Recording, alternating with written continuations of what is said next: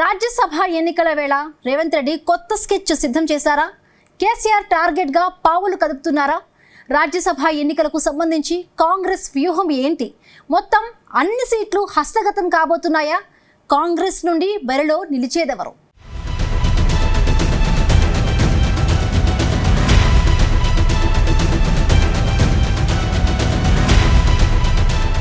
కాంగ్రెస్ నుంచి రాజ్యసభ రేసులో చాలా మంది సీనియర్లు ఉన్నారు. 3 స్థానాలకు ఎన్నికలు జరగనున్నాయి. ఇందుకు సంబంధించి షెడ్యూల్ కూడా విడుదలైంది.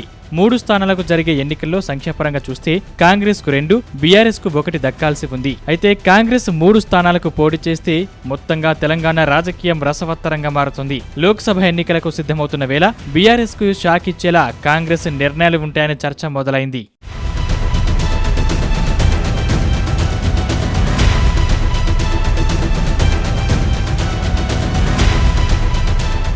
కాంగ్రెస్ 2, బీఆర్ఎస్ 1 స్థానం కోసం పోటీకి సిద్ధమైతే పోలింగ్ అవసరం లేకుండానే దాదాపుగా ఏకగ్రీవానికి ఛాన్స్ ఉంటుంది. కాంగ్రెస్ 3వ అభ్యర్థిని బరిలో దించితే మాత్రం లెక్కలు మారిపోతాయి. అసెంబ్లీలో కాంగ్రెస్ కు 64 మంది సభ్యులుండగా మిత్రపక్షంగా ఉన్న సిపిఐ 1 సీటును గెలిచింది. దాంతో కాంగ్రెస్ కూటమి బలం 65. ఇక బీఆర్ఎస్ 39 స్థానాలు గెలుచుకుంది.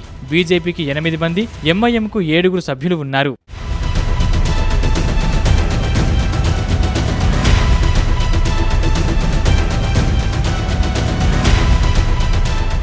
కాంగ్రెస్ కు 3వ స్థానం దక్కాలంటే బీఆర్ఎస్ నుంచి క్రాస్ ఓటింగ్ జరగాలి. రాజ్యసభ ఎన్నికలకు విప్ వర్తించదు. అయితే ప్రతి సభ్యుడు పార్టీ ఎన్నికల ఏజెంట్కు ఓటు చూపించి వేయాల్సి ఉంటుంది.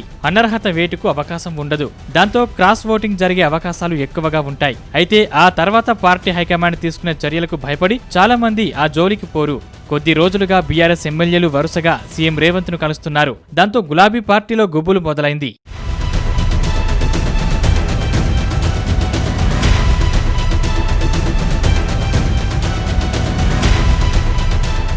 పార్లమెంటు ఎన్నికలకు ముందు మాజీ సీఎం కేసీఆర్ కు షాక్ ఇచ్చేలా రేవంత్ రెడ్డి 3వ అభ్యర్థిని బరిలోకి దించుతారన్న చర్చ జరుగుతోంది. ద్వితీయ ప్రాధాన్యత ఓటు ఇక్కడ కీలకంగా మారనుంది.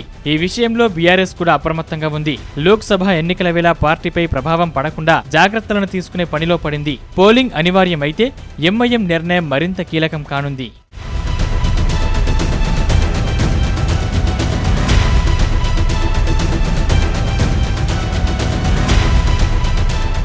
కాంగ్రెస్ నుంచి రాజ్యసభ బరిలో దిగేందుకు పలువురు సీనియర్లు ప్రయత్నాలు మొదలుపెట్టారు.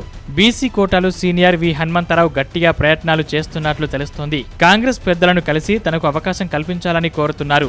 వీహెచ్తో పాటు అసెంబ్లీ ఎన్నికల్లో పోటీకి దూరంగా ఉన్న జానారెడ్డి, చిన్నారెడ్డి కూడా రేసులో ఉన్నారు. అలంపూర్ నుంచి పోటీ చేసి ఓడిపోయిన సంపత్ కుమార్ కూడా తన ప్రయత్నాలు తాను చూసుకుంటున్నారు.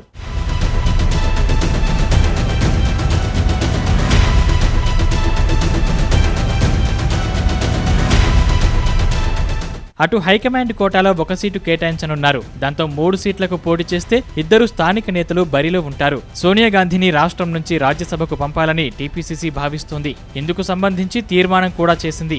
మొత్తానికి కాంగ్రెస్ 3వ అభ్యర్థిని బరిలోకి దించితే తెలంగాణలో రాజకీయం రసవత్తరంగా మారుతోంది.